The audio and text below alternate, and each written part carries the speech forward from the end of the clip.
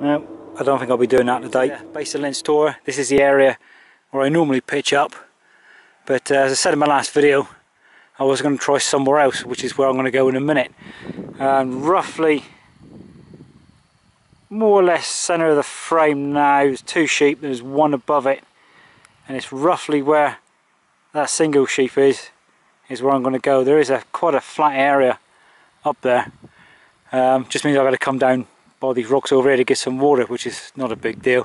So I'm going to go up there now and have a look at that, see if it is ideal, especially if I can get any pegs in the ground, because it is between a load of rocks. So if it's no good, I'll probably come back here again.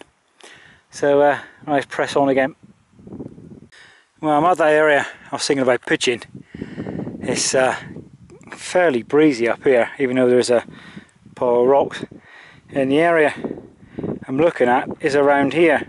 But I've gone around with the peg. He's gone in most of the time. It's just the odd once or twice there it's kind of stuck on something. But at certain angles it looks level. This angle is sloping kind of down that way. It looks flat there, but roughly where my guy lines go, there's a hell of a big rock. Another rock there. Here's just in front of me is fine, but I don't know, I'll have a look around. It doesn't look a bad area when you're walking around it, but when you try and lie down on it, it sort of slopes off at one way and then it's flat. So I don't know, I'll have a look around again, and if I can't find anywhere, I mean it is quite breezy where I'm standing now, but if it's no good I'll just drop back down to where I normally go. But it looked promising. If anybody's interested, it is just up from Linz Tor. It doesn't look a bad area, but it is quite rocky underneath. Right, let's have a look around. I've just been trying it again with the peg. And sort of more I look at it, and the more I think it's sloping, and when you do get a flat area, you got all this to contend with.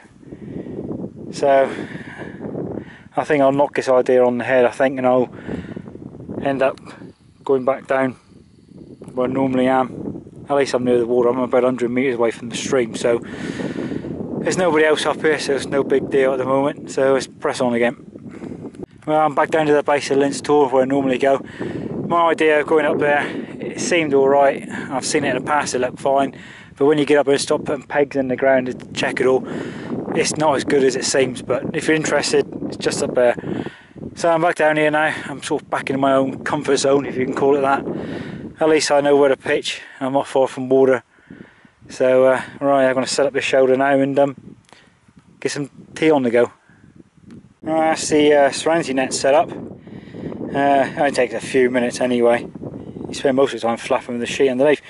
As you can probably see there, the corner and the other corner are not exactly in line, but I don't want them coming out too much of an angle, rather have them slightly off the angle. One thing I will mention as well is probably because I don't know if I'm that bright or not, but with my walking pole, obviously you got the markers there and the markers at the bottom. It sort of dawned on me back along, if you have them both the same number, it probably be the same length, which it is when you measure it. So I've got them set at 135 both ends, and I've measured it and it is 135 centimeters, which is 53 inches. Well, obviously with the shelter I set it around the 51, 52 mark. So what I'll do probably with the bottom section is just drop it down to 130, because the actual measurements there is an inch.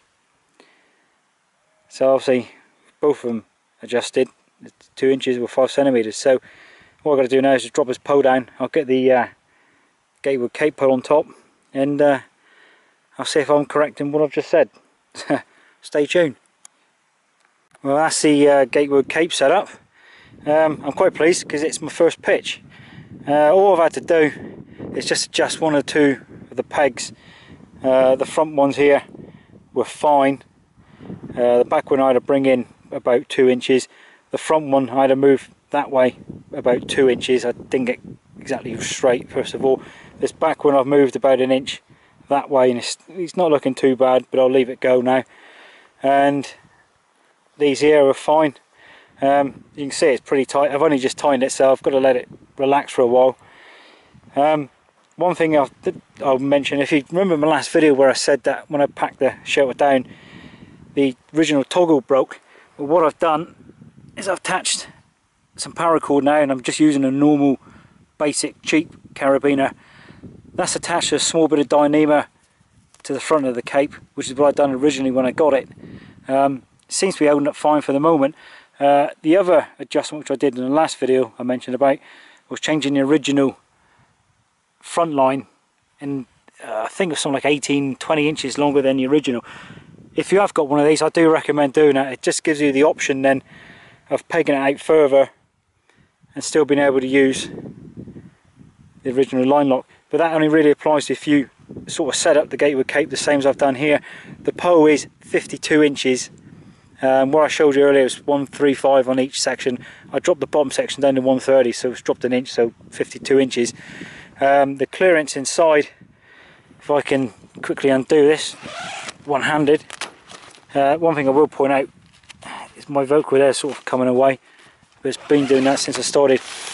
With the shelter now higher, I do have the clearance all the way around. It does look like it's touching there, but it is not at all. There's very little contact, if anything. There's nothing there. It has lifted the shelter off the floor, so I may have to drop it down a bit, I think, but I'll sort that out shortly. Apart from that, yeah, looking good. Alright, let's do some tea now. So I'm looking at the gateway cape. It looks like the front peaks out further than usual, which is no bad thing. It just looks strange, but anyway, the multi-mat's inside. I'm letting that self-inflate at the moment. Just gradually unpack my bag. I'm not going to run through my kit list, what I've got with me. It's basically the same every time. Blue bag is my sleeping bag. The only thing new I've got at the moment is two items. One is a new phone because my contract expired beginning of this week, so I'm now running a LG G5. I've got no spare battery, so I've had to bring a little battery bank with me. I think it's like an 8000 milliamp, which will charge it, but I haven't charged it fully yet, so it's just a top-up charge. The other thing I've got, which I'll show you later on, is the like an aluminium windfoil screen which I purchased. I've been after a windscreen for a while, but I just thought I'd give this a try. Everything else is the same. I've got my super feet on the side because I'm still trialling out the original insoles. Sawyers in the front, my pocket stove, mess burner, camera case there, water bottle on the side. Inside the back with the hydration pouches, I keep that insulated pouch for my food and that to keep it warm. My lid pockets, the usual stuff, a first aid kit, which is a fair size there, toilet paper and a hygiene kit. And my top pocket is just basically my waterproof coat and trousers, my gaiters if I'm not wearing them, my spoons in there, my torches in there, the power banks there, and I think there's something else which I've forgotten now. But that's basically all my kit. But if you've got any questions, you know, feel free to leave me a comment. But if anybody's interested, I still recommend that Alpkit mug. I mean, for what it costs, £25 for a 900ml mug, it's doing well. I'm quite impressed with that. It's the same with my Tokes mug if you're looking at that. Again, it's slightly narrower and taller, costs a little bit more, but it's a lot less expensive than all the other new stuff.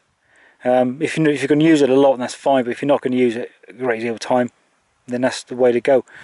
Right, so I'm going to let the mat inflate and I'll get my sleeping bag in, and then finally I'll try and get some tea done. I'll catch you in a mo.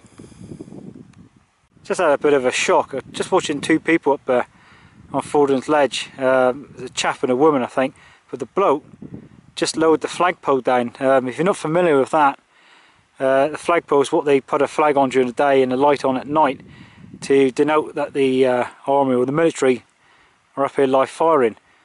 I checked the other day and there is no live firing this weekend. I'm pretty sure there wasn't. And usually you'd find it during August on all weekends, and most of the times during the week there is no live firing either. So I think I have to keep my eye on this for a little while. But even if the light comes on, stuff it, I'm staying put. They can just shoot round me. Right, that's that problem solved. It wasn't the military, it was a bloke and a woman up there. I think it's probably the two I passed earlier on. I think maybe he was just fighting around with a flagpole. But anyway, currently got some water on the go. I'm going to have a quick cup of tea first before I have my evening meal. The windscreen, you see there, I got that from Backpacking Light. I think it's like £5–6. It's just a fairly thick gauge aluminium. It's about 30 centimeters high and about 50 wide. It weighs in like 2.5 ounces. So if I'll give that a try, all I've done is I've punched a series of holes. There's like one in the middle, one each end and one in between. And all I've used, I've got a couple spare titanium pegs with me. I've just pegged 2 through the bottom just to keep it upright. Probably see the peg just there. It seems to be working. As for food, I ain't got much this time. I've got some snacks in there, you know, Snickers, old Twix, peanut butter, Cliff Bar and something else. A bag of drinks, tea bags, a couple of drinking chocolates, and some fruit drinks. Evening meal I've got a beef goulash. It's a army ration I was given, so I'll give it a whirl. If that goes wrong, I've got a Mountain House beef stew. Breakfast tomorrow, I've got the old porridge oats, which I ain't done for a while, and I'm going to have one of these little snack bars as well. And another thing I'm going to have for snack tomorrow at some stage is one of the Bridgeford like pocket sandwiches. So I picked up one of these way back. It's beef and barbecue sauce, so I'll give one of them a try. So that's basically about my food. I think my tea's about, sorry, my water's coming about to a boil, so I'm going to stop now and have a cup of tea. I'll catch you all later. I think that was a problem solved there with those 2 people. I think they were both women, and I think one of them could have been a bit butch, but we'll leave it at that. I've just finished my cup of tea, and I've now got my stove going. I've got a boil in a bag meal there. That's that beef goulash I was on about. One thing I will mention, if you do use boil in the bags, I always find the way I do them is do it from cold. Put it in cold water, then warm them both up together. Because I don't want to go wasting gas or any fuel for that matter to get the water warm, then put it in cold. Obviously then it's using more efficient fuel, if you see what I mean. Obviously when it gets to boiling, I turn it down and I just then let it simmer for about 10 minutes. So I'm not wasting too much gas. So apart from that, the windshield though is doing its job. I was thinking about putting another peg in, but the 2 pegs I got roughly there are doing well. Although I may cut off probably about 1 inch or 2 off the top, probably have it almost level with that, but for the time being I'm going to leave it go and see how it goes. So with this one, when it comes, the corners are sharp, so I just got a pair of scissors before I come up here and just round it off the corners so it doesn't puncture the rucksack or any other item within my bag. But yeah, seems to be good. Quite impressed so far.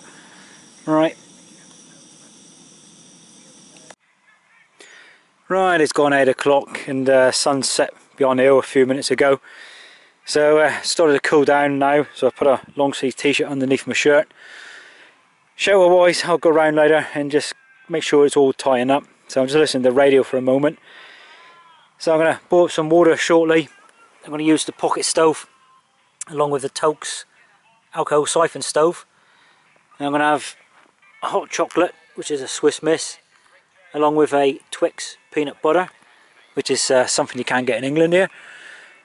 Then I'm going to sort of just wander around for half hour or so and then probably get in the shelter and chill out, listen to the radio. I just noticed there's a rainbow effect in the sky there.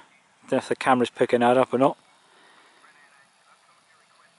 So I don't know if it's going to be cold tonight, but I've got a fleece jumper anyway, so it shouldn't be so bad. And I'll probably catch you all in the morning. See you later. Yeah, good morning. It's gone 8:30. I've been up for, I don't know, about 3/4 of an hour or so.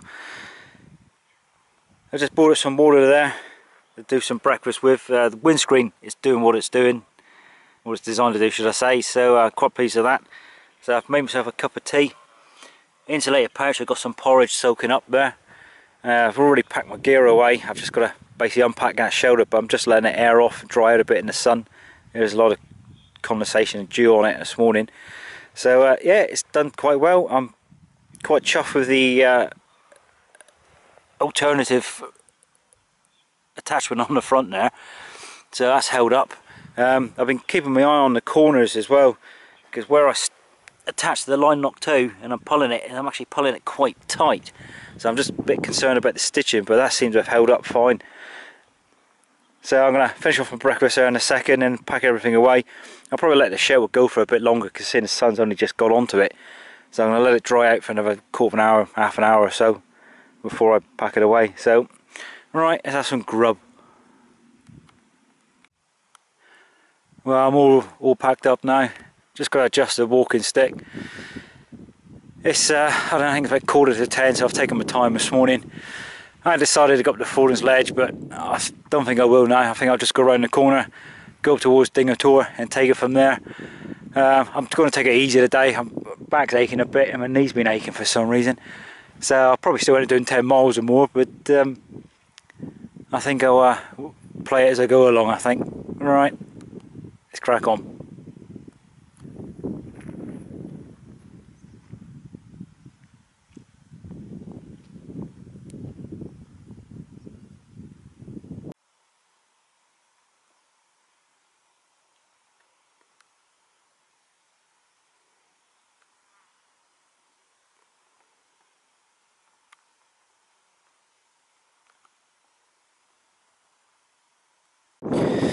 Right, I've walked down the track and come up the road up here. I'm up the observation post again. If you've seen my last video, you would have seen that I showed there was a swallow's nest with young in there. I've just had a look now and the young have now gone, because that was a couple of weeks ago. So I'm going to stop here for a few minutes, have something to drink, and I'm going to have one of these Cliff Bars, see what they're like. And then I was going to probably press on towards Hangingstone Hill, or I may just drop down in the valley and come down the valley and end up going towards Steepleton Tor and back that way. I haven't decided yet. I mean, time wise I'm doing quite well, so I'll see how it goes. Right, I got to Hangingstone Hill. Didn't take me too long. I'm slightly ahead of myself anyway today, so that's the reason why I come up here. So I'm now going to head on down to Wild Tor, which is just down that way, then over to Steepleton Tor, and I'll probably stop there for a bit of lunch. Right, let's press on.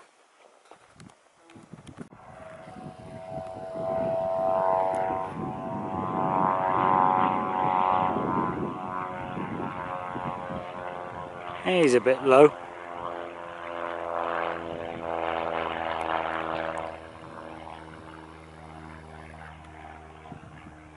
Right, I've just walked down from Wild Tor. I'm between Wild Tor and Steepleton Tor by the stream I went. Just stopped off in, there's like a bleak house here. So I'm going to stop off in here. I've got a brew on the go. Then I'm going to have something to eat. I'm going to give the Bridgeford beef and barbecue sauce pocket sandwich a go, see what they're like. Then I'm going to pack up and crack on up to Steepleton Tor. Right.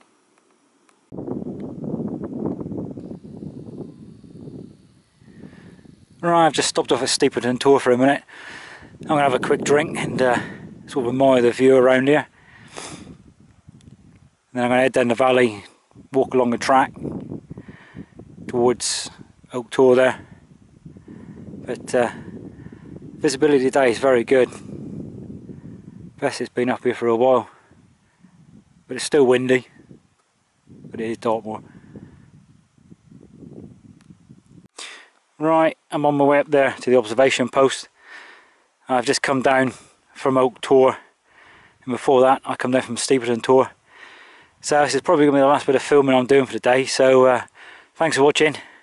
Please feel free to give me a thumbs up or a thumbs down, I don't mind. Also feel free to leave me a comment, and I usually answer the comments anyway. So just like I say, I'll catch you all again soon. All the best.